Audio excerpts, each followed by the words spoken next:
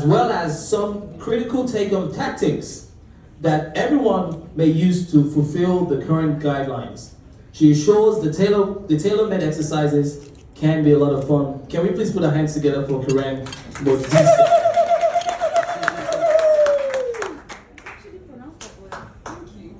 He pronounced my name well. Like, I usually get Modise. I'm like, no, take your time, say it slowly. Modise. You know? So thank you. Yeah. It's the Nigerian jollof. I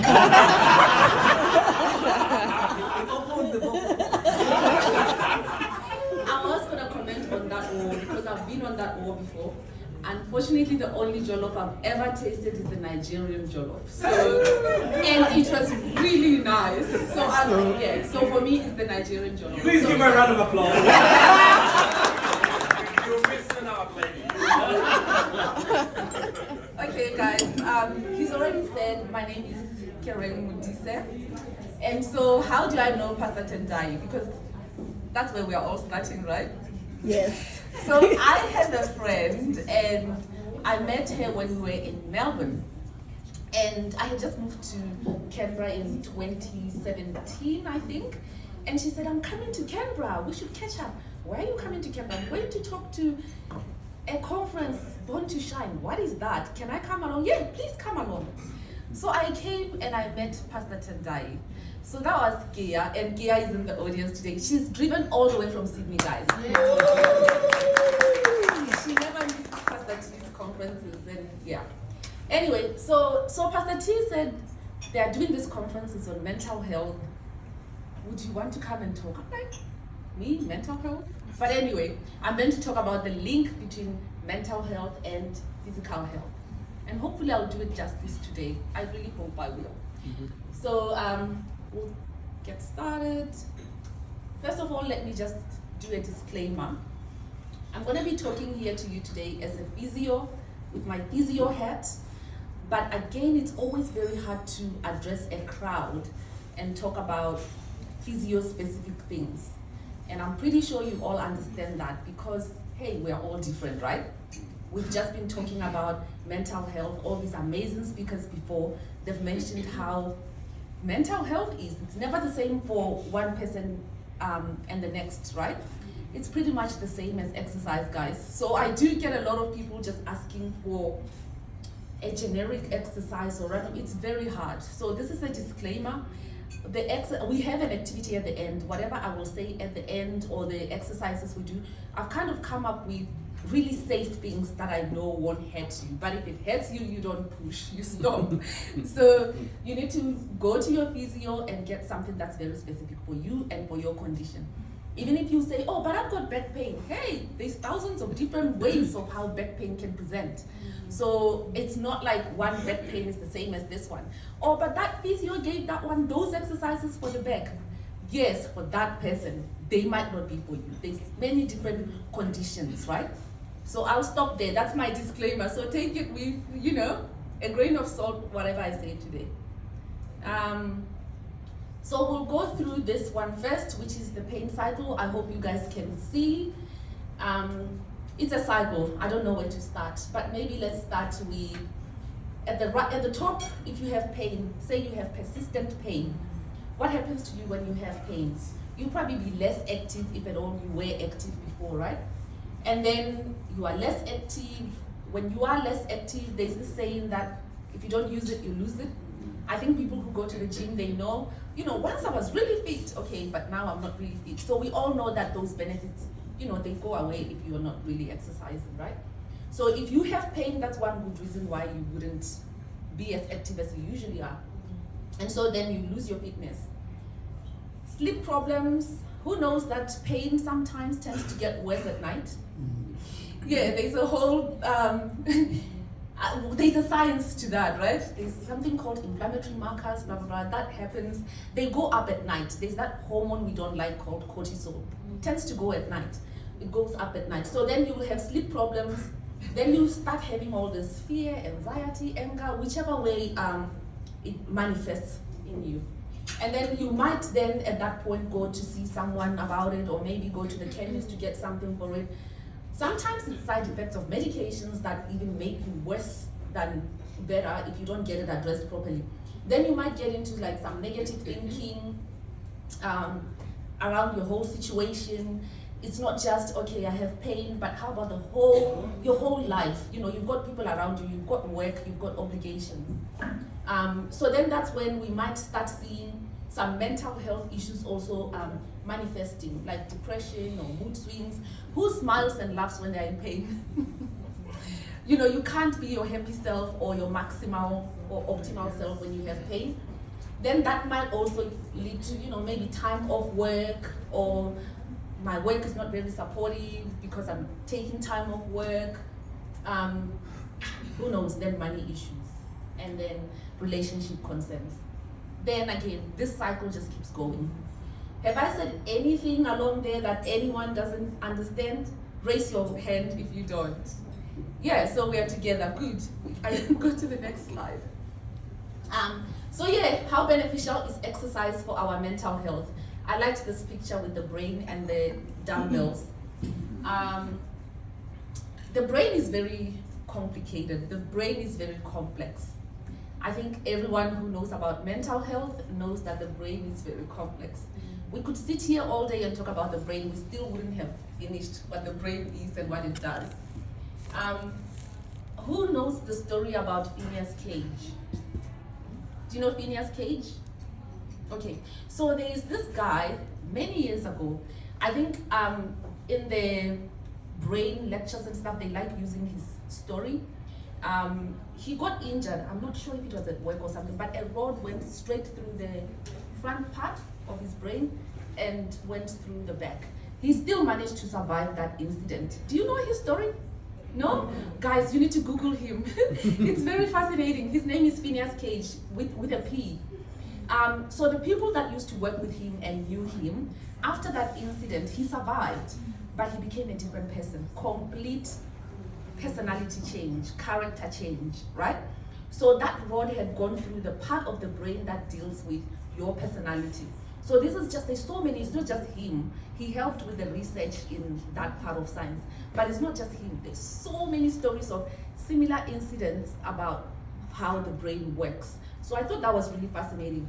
So I think that should just help us to really understand and pay attention to our mental health and how it can, you know, like, think about your brain with all these wires in there and how they work and how it's different from the next person, so that you are a little bit kinder to yourself, right? Okay, let me go back to physical health. So this slide is about chronic diseases and injuries accounted for the majority of, like, the total burden. This is from the Australian Bureau of Disease study. This is from 2018. So we've got 18% being cancer, musculoskeletal conditions 13%, cardiovascular 13%, mental health and substance 13%, and then that. So we can see that these things are actually there. We can still see musculoskeletal there, right? And we still see mental health. So this does have a burden on the economy as well. This one here is just the number and distribution of new cases of non-communicable diseases and mental conditions attributed to physical inactivity. So these are conditions that you might get because you are not physically as active, right? So we've got stroke, we've got cancer, we've got type 2 diabetes, coronary heart disease, dementia, hypertension, depression and anxiety. The leading one is what? Hypertension, which is high blood pressure. Yeah. There's also type 2 diabetes. Who eats Saza at home? Only 2 people? What is it called in other? Gali. Okay, who eats ugali at home? Yes, right? So I think you know what I'm talking about. Millie meal sort of food, but I do it with someone else. Anyway, I'm pretty sure there's a lot of nurses in the audience as well, so you will understand where I'm going with this. With type 2, because there's different types of diabetes, right? So with type 2 is the one that usually you can try and avoid, or at least try to control, right? This is basically like your blood sugars and stuff. And sometimes, you know, in your plate, if there was a dietitian here, she could show us what should really be in our plate and in what proportions. So sometimes I find, you know, with Sadza seems to take half the plate.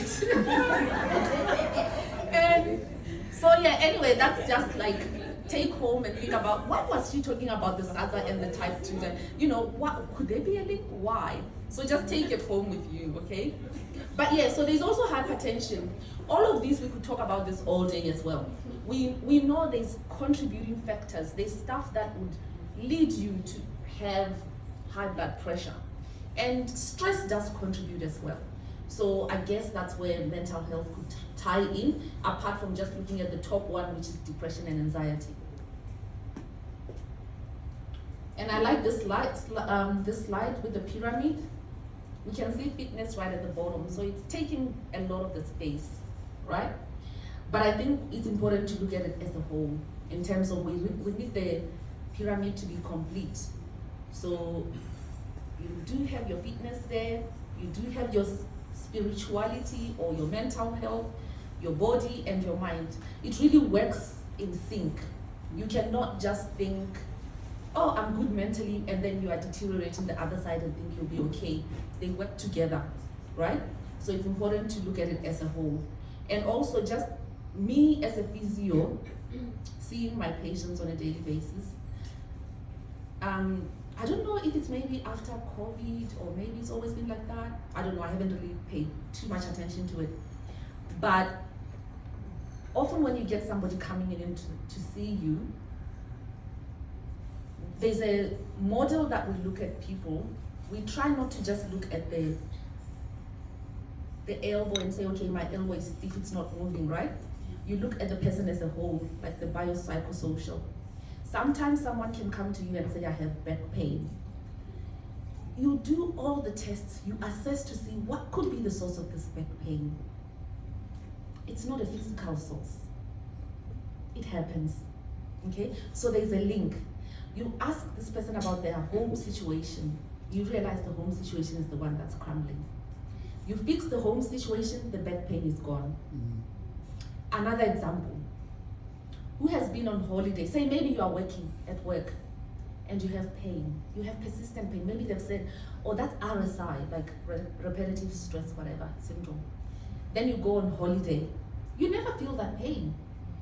You come back, the pain is back. Can you guys identify? Sick and tired. Sick and tired.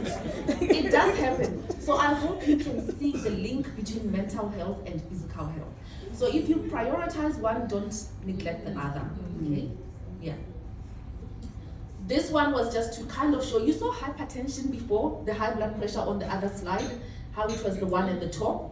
This one was just to show you what happens when you exercise.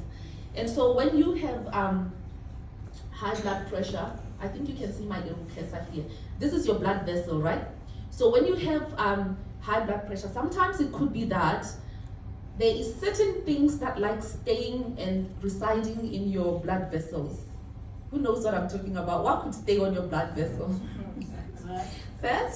Maybe? Yeah. And so if your blood pressure, if it's high, think of a hose pipe. Think of a hose pipe, and the water pressure is high. And it's constantly pumping at that high pressure. What would happen over time to that hose pipe? It could rupture, it could weaken, right, because of the pressure, right? And also it could also be turbulent if there were obstacles or little stones along the hose pipe, right? So it just shows you the benefits of exercise, what happens when you exercise. You get to have your blood flow moving faster, all of these things. You get more oxygen being delivered to your muscles, to your tissues, to your brain, and then you can function a lot better. You know what? Some of these slides I'm just seeing now. I did do the slides, but I had help. So I'm just like, what? What's this one? Okay, so there's a typo on this one. What constitutes an enjoyable experience? It's an enjoyable experience, okay? What constitutes an enjoyable experience? So an environment in which people feel mentally and physically comfortable. Because a lot of people, sometimes you ask them, do you exercise? I think there's a negative connotation sometimes towards exercise. People, I don't know whether you start thinking about the gym, but people who go to the gym, actually, they enjoy it. Some people are addicted to going to the gym. Exercise doesn't have to be boring, doesn't have to be strenuous, doesn't have to be painful. There's so many different types of exercise that you can do even at home. But also there is benefits to exercising outdoors, there's benefits to exercising in a group, there's also benefits to exercising by yourself, right? Some people do yoga, that's also good for your mental health.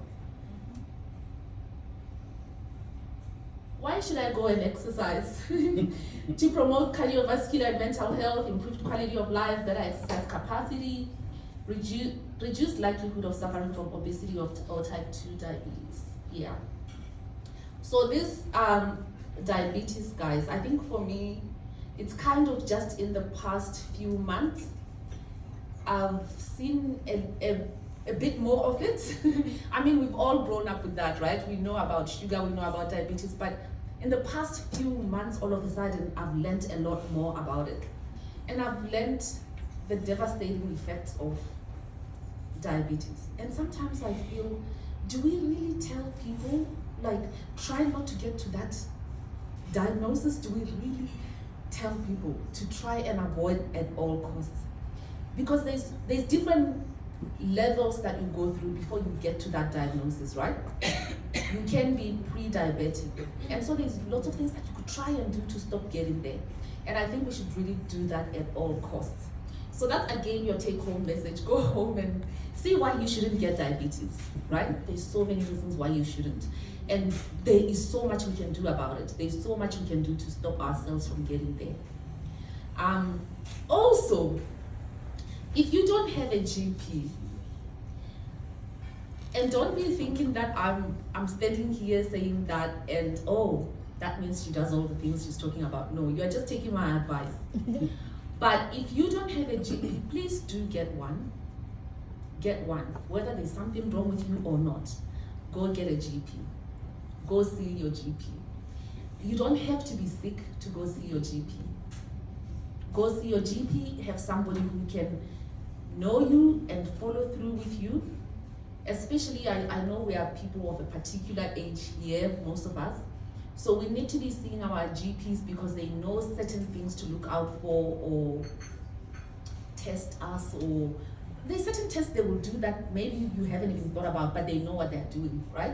So do that because it will help you in the long run. Just take my word for it with that one. Yeah, lots of slides about benefits of exercise. So it talks about increase in short and long-term memory. Yeah. I think you've all talked about feeling sluggish. That's because you're not very active or you feel like you are just in a slumber. So sometimes if you get up and exercise, I think Kay actually in her video, she talked about endorphins. She talks about those chemicals that can make you feel a little bit happy. So if you do some of these things, they do improve your mental well-being.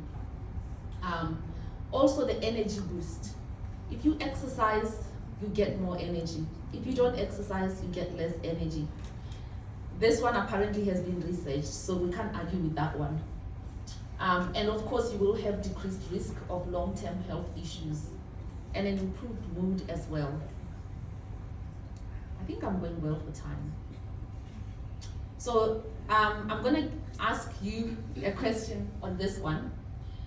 So we have a Mr. Dube who works at Coles 5 to 6 days a week. He doesn't have a desk job. He works at Coles and he's on his feet all day.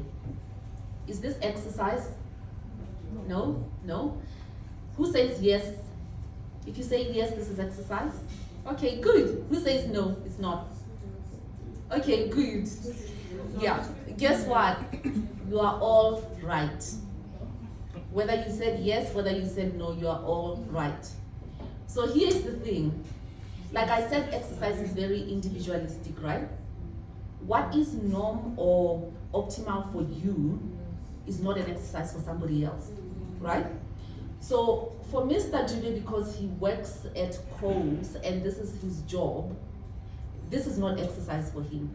So if Mr. Dube comes to me and I ask him, so what do you do for exercise? And he says, oh, I'm on my feet all day, I walk all day, so I'm exercising. No, that's not exercise for him. But if somebody else who didn't have this job and told me that I was on my feet all day, I was walking all day, that could be exercise for them. So depending on, again, so many conditions, what does this person have? That, what do we call this, comorbidities, what conditions do they have, right? So exercise, like I said, I do get a lot of people who come in and they'll say, oh yeah, I exercise, I stand all day. That's not exercise. It's not for you. So you need something, you need to be really intentional when you go do your exercise. Find a path, a footpath. If you're in Canberra, you are very lucky or blessed because there's so many of them, right? You have no excuse. So you can go around and just walk, get your heart rate to beat and pump. If you go for a stroll, that's good, yes, you are breathing fresh air, but there's different types of exercises, and I think I'll talk about it a bit later. So on this one, we've got risk factors associated with insufficient physical activity. Cardiovascular, which is your heart, right? Obesity, sarcopenia, frailty, neuropsychological decline, disability associated with aging, insufficient physical exercise. Yeah, I think I did talk about it when I talked about that slide with the blood vessel.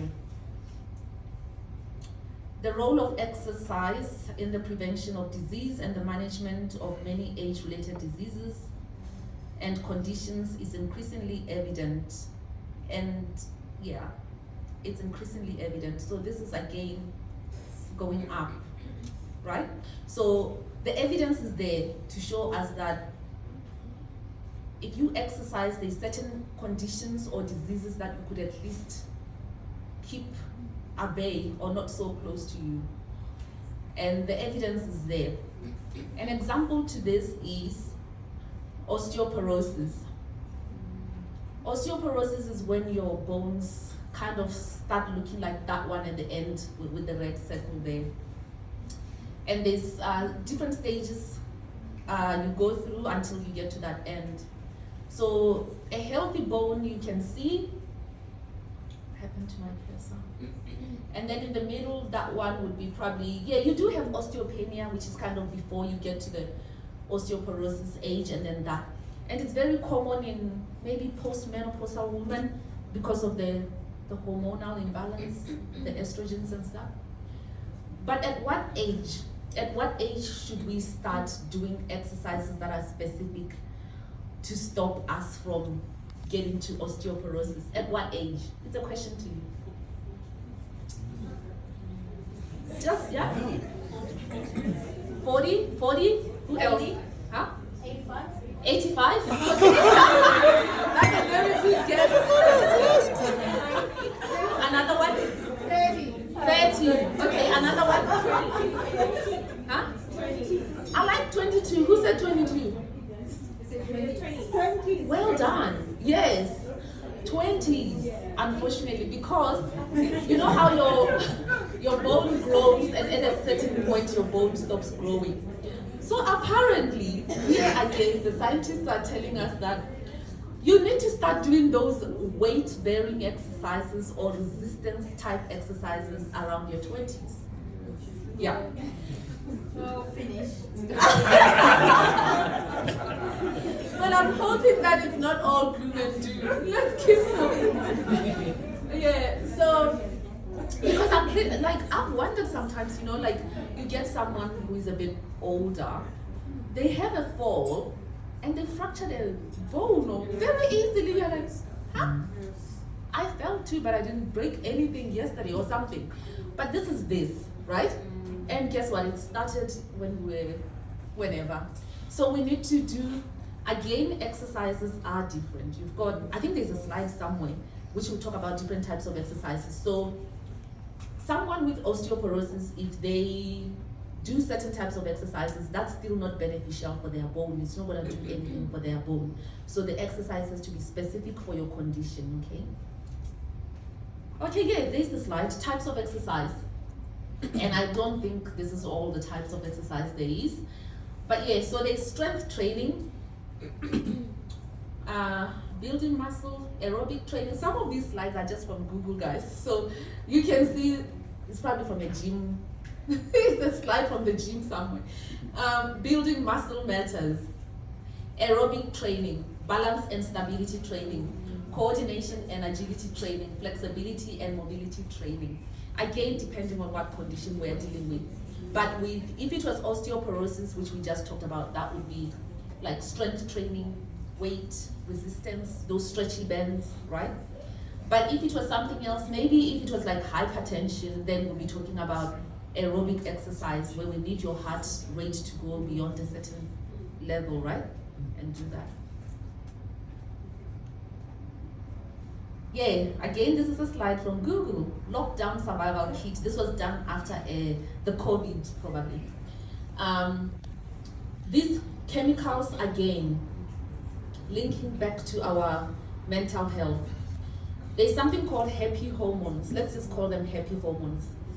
And again, this is a science, so we will try not to argue with it. I mean, you can argue with anything, even science. Sometimes evidence changes. But for now, this is what we are going with, and we believe this for now, that you do release these chemicals and they go to your brain and they make you feel a bit happier. So sometimes just getting out there and going for a walk, go for a power walk, you might be happier at the end of it.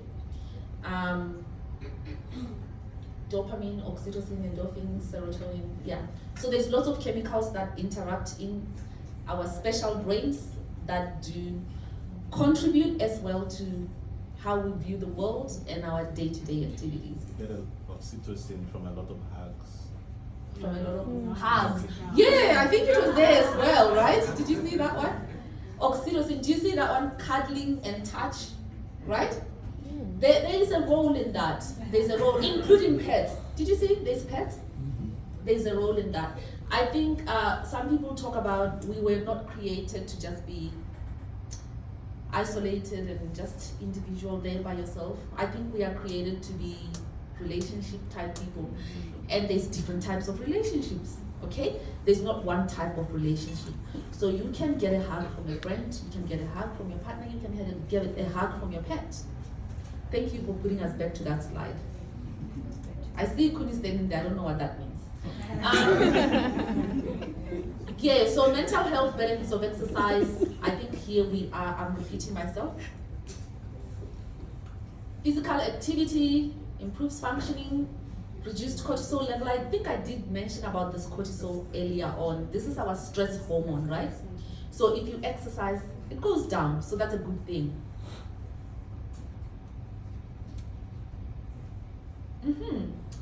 So how much exercise should I be doing?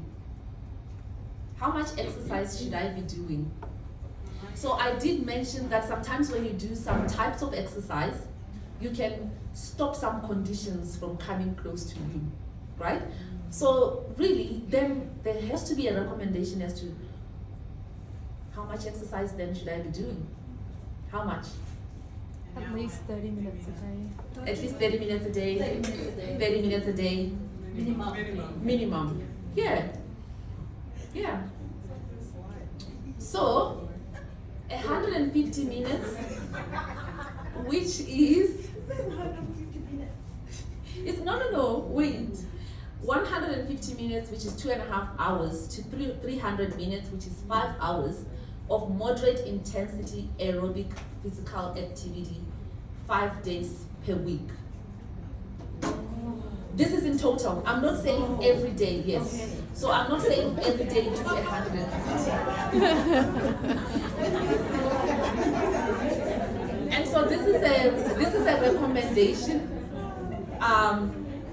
that again research has come to for you to try and beat all of these other conditions or stay at least afloat from. And again, the time goes lower to 75 minutes if it becomes more than moderate intensity. So if you do vigorous intensity, then you can reduce that time to 75 minutes. Yeah, yeah. What's an example of vigorous intensity? Oh my gosh, where you are just, your heartbeat is beating more than what your maximum heart rate should be. So there's a little formula. Yeah, where your heartbeat is really, so that's vigorous. And again, you need to feel it yourself that, okay, this is vigorous, right? If I, okay, let me give you an example. If I'm going, yeah, I know. It's a really good question. So if I'm just walking leisurely, that is not exercise, right? But if I say moderate intensity, and I try to walk, like brisk walking, that's moderate. If I start to sprint, that's vigorous, okay? If I jog, you know, like if you jog, walk, that's moderate intensity, right? But if you sprint, where your maximum heart rate, you are at it, like you need to feel your heart pumping. And you know that, oh my God, yeah. So that's vigorous activity. But remember my disclaimer. From here, you are not going to go and do vigorous activity.